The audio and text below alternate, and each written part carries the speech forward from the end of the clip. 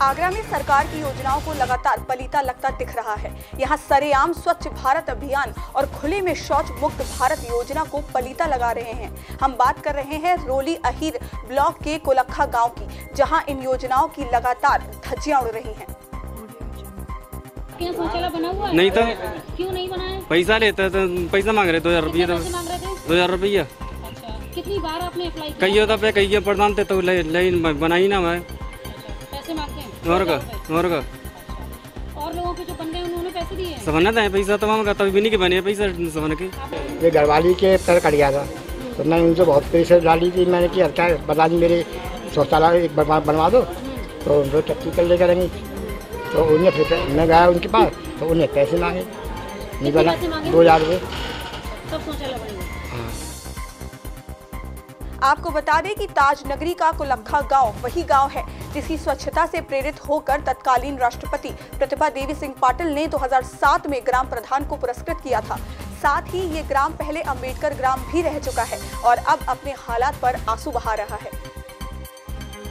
जिनके पैसे पहुंच गए उनकी आ गई है 2-2 हज़ार रुपये ले रहे हैं और हमने नहीं दिए। हमारे पास व्यवस्था नहीं हुई है तो हमारी लेटरिन बनी नहीं है। हमारे घर में सब लेडीज मानी परेशान है, जाती हैं तो वो खेतों में है ना अल्लाह करते हैं, इधर उधर से आदमी आते जाते हैं, बहुत दिक्कत हो रही है और इतने मजबूर है इस टाइम पे, एक पैसे काम भी नहीं हो रहा, कहाँ से बनाए। ग्राम सभा कोलखा जो कि एक आदर्श ग्राम है जिसको राष्ट्रपति अवार्ड भी मिल चुका है आदर्श ग्राम के लिए, लेकिन यहाँ ऐसी कोई भी व्यवस्था नहीं है जिसके लिए ये आदर्श ग्राम घोषित हो सके। जैसे कि सफाई कर्मियों का यहाँ बहुत ही कम आना जाना रहता है। मान के चलो महीने में 1-2 राउंड हुआ तो हुआ, अन्यथा बिल्कुल कोई ज़रूरत ही नहीं। स्वच्छता की ओर कोई ध्यान नहीं, कोई खास ध्यान नहीं है बिल्कुल भी। और वैसे भी ग्रामीण ये समझ लीजिए कि क्या आगरा में तमंचे पर डिस्को का मामला सामने आया है और पुलिस हाथ पर हाथ धरे बैठी रही। आपको बता दें कि ये पूरा मामला बरहन थाना क्षेत्र के आंवला खेड़ा स्थित चंद्र वाटिका का है, जहां युवक एक फंक्शन में खुलेआम तमंचा लहराते रहे और पुलिस इस मामले में जांच के बाद कार्रवाई की बात कर रही है। 23 तारीख की घटना बताई जा रही है जिसमें एक व्यक्ति के घर में लगन टीका का कार्यक्रम था, जिसको चंद्र वाटिका करके एक मैरिज हॉल में आयोजित किया गया था। ये वहाँ की घटना है उस व्यक्ति की, और जो व्यक्ति इसमें ये हाथ में तमंचे ऐसी चीज़ लिए हुए हैं, तमंचा लहरा रहे हैं, इनकी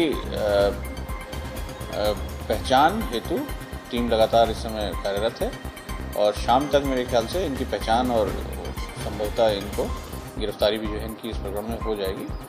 जो मैरिज हॉल इस प्रकार की गतिविधियां देख रहा है और अलाउ कर रहा है, क्या वो रजिस्टर्ड है अनरजिस्टर्ड है, इसकी जांच करते हुए जो भी विधि संगत कार्रवाई होगी उनके खिलाफ भी कार्रवाई की जाएगी। बलरामपुर के सीडीओ पर बिजली विभाग के अधिकारियों और कर्मचारियों ने अभद्रता का आरोप लगाया है, जिसको लेकर उन्होंने उच्च अधिकारियों को पत्र भी लिखा है। मैडम ने बुलाया कि हमारे कक्ष में आ जाएं। हम लोग वहां पे गए तो उन्होंने समीक्षा शुरुआत ही किया था, फिर उन्होंने अभद्र भाषा का व्यवहार किया और हम लोगों को कार्यालय से बाहर जाने के लिए बोल दिया। हमारे अधिशासी अभियंता ने उच्च अधिकारियों को सूचित किया पत्र के माध्यम से इस पूरे घटना का। इस मामले में एक्सईएन ने बताया कि सीडीओ कार्यालय में विद्युतीकरण व अन्य विद्युत की समस्याओं को लेकर समीक्षा बैठक का आयोजन किया गया था, जहां उनसे अभद्रता की गई। समीक्षा बैठक प्रारंभ होते ही सीडीओ साहिबा ने हम लोगों से अभद्रतापूर्वक व्यवहार करते हुए हमको ऑफिस से बाहर निकाल दिया और ये कहा कि आप लोग कुछ काम नहीं कर रहे हैं, मस्ती करते रहते हैं। अभद्रता का व्यवहार करते हुए हम लोगों से सभी लोगों को अपने ऑफिस से कार्यालय से बाहर निकाल दिया। हम सब लोग बहुत अपमानित महसूस कर रहे हैं और अपने उच्च अधिकारियों को संपूर्ण घटना से अवगत कराया गया है हमारे द्वारा। बिजनौर के मंडावर थाना क्षेत्र के खिरनी गांव में तमंचे के बल पर युवती से गैंग रेप का मामला सामने आया है। गौरतलब है कि 3 युवकों ने तमंचे के बल पर एक युवती को घर से उठाया और उसके साथ रेप की वारदात को अंजाम दिया और उसे जंगल में छोड़कर फरार हो गए। रेप की सूचना पर पुलिस में हड़कंप मचा हुआ है और पुलिस ने मामले को गंभीरता से लेते हुए 3 आरोपियों के खिलाफ रेप का मामला दर्ज कर लिया है और पुलिस आरोपियों की तलाश सरगर्मी से कर रही है। मंडावर थाना क्षेत्र में अपराध संख्या 232/18 पंजीकृत हुआ है। इसमें 3 नामजद अभियुक्त हैं। इसमें अपराध जो है 363, 366, 376 D 304 पास्को एक्ट के अंतर्गत पंजीकृत किया गया है। इसमें विवेचनात्मक कार्रवाई शुरू की जा चुकी है। यथा शीघ्र साक्ष्य संकलन करके दोषी के आधार पर विवेचनात्मक कार्रवाई किया जाएगा। हरदोई में दरोगा की अवैध वसूली का वीडियो सामने आया है। इस वीडियो में पावी थाना में तैनात दरोगा 4000 की रिश्वत लेते साफ दिखाई दे रहा है, जिस पर एसपी जांच की बात कर रहे हैं। मैनपुरी के गोवाल टोली इलाके में तमंचे के बल पर एक नाबालिग लड़की से रेप का मामला सामने आया है और आरोपी उसी के मोहल्ले में रहता है। फिलहाल पुलिस ने युवती की तहरीर पर मामले को दर्ज कर लिया है और आरोपी की तलाश में जुटी है। एक नाबालिग बच्ची है ग्राम गोवाल टोली की थाना कोतवाली की। आरोप था कि पड़ोस के ही एक व्यक्ति के साथ जो है दुष्कर्म किया गया था। इस सूचना में मुकदमा के लिए आरोपी को गिरफ्तार जेल भेज दिया गया है और जो लड़की नाबालिग है तो उसे पॉक्सो एक्ट भी लगाया गया है।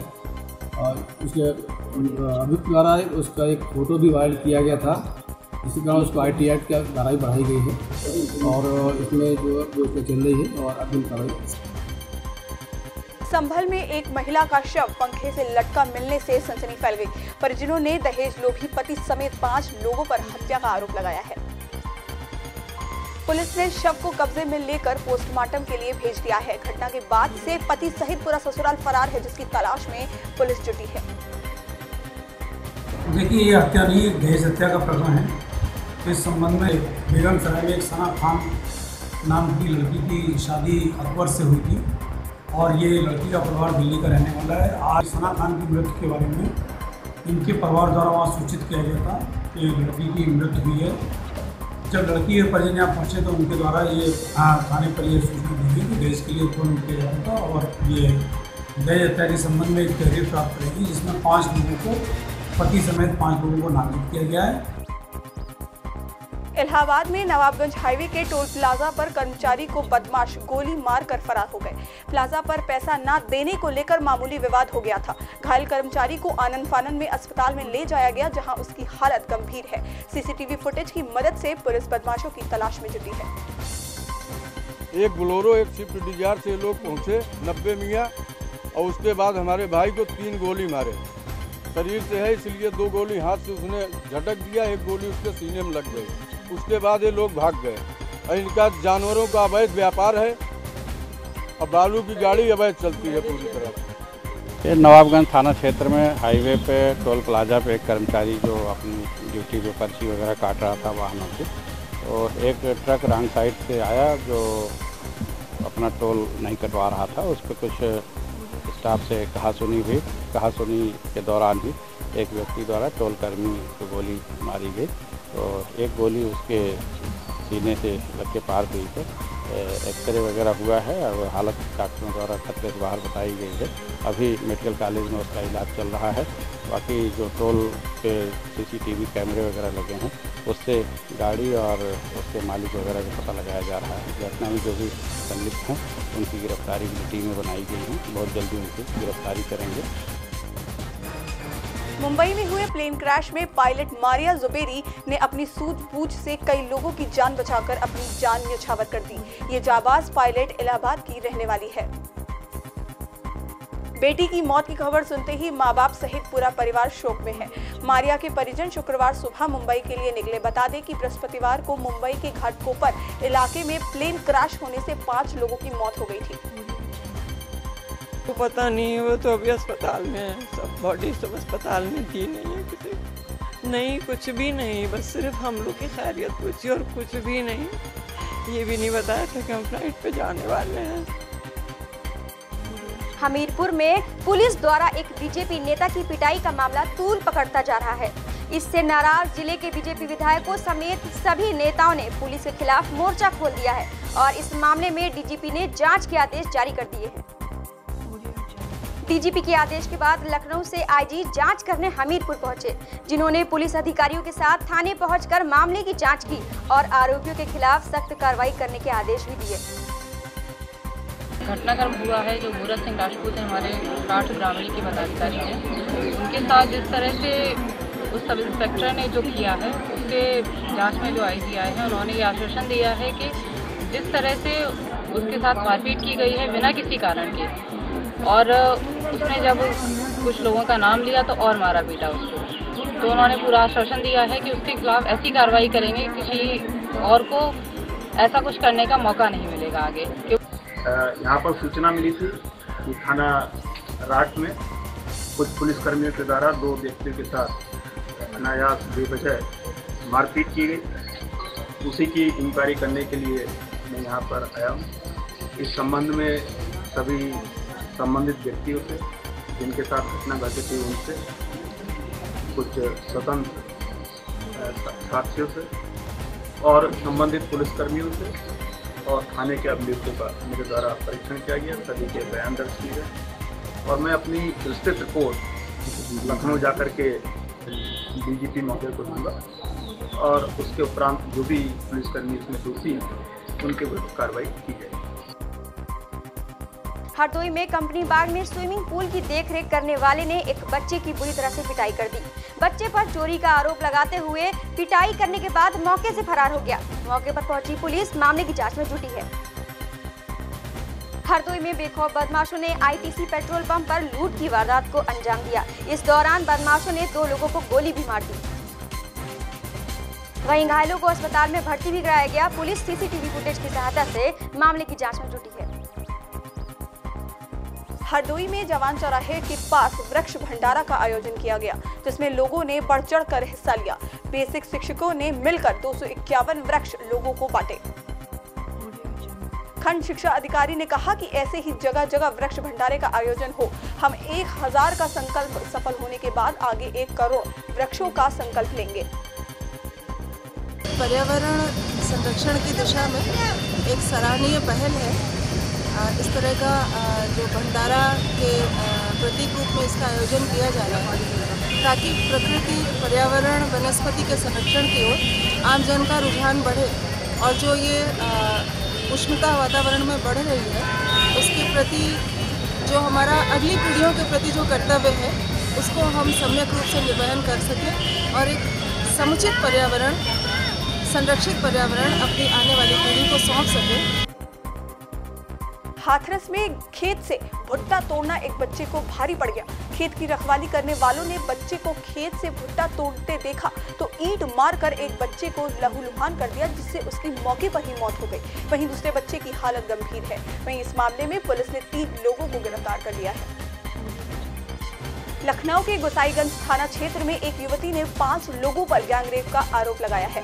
हालांकि मामला देह व्यापार से भी जुड़ा हुआ बताया जा रहा है। साथ ही पूरे मामले में सिपाही की मिली भगत की आशंका जताते हुए आला अधिकारी मामले की जांच पड़ताल में जुट गए हैं। साथ ही इस पूरे मामले में 4 लोगों को गिरफ्तार कर लिया है।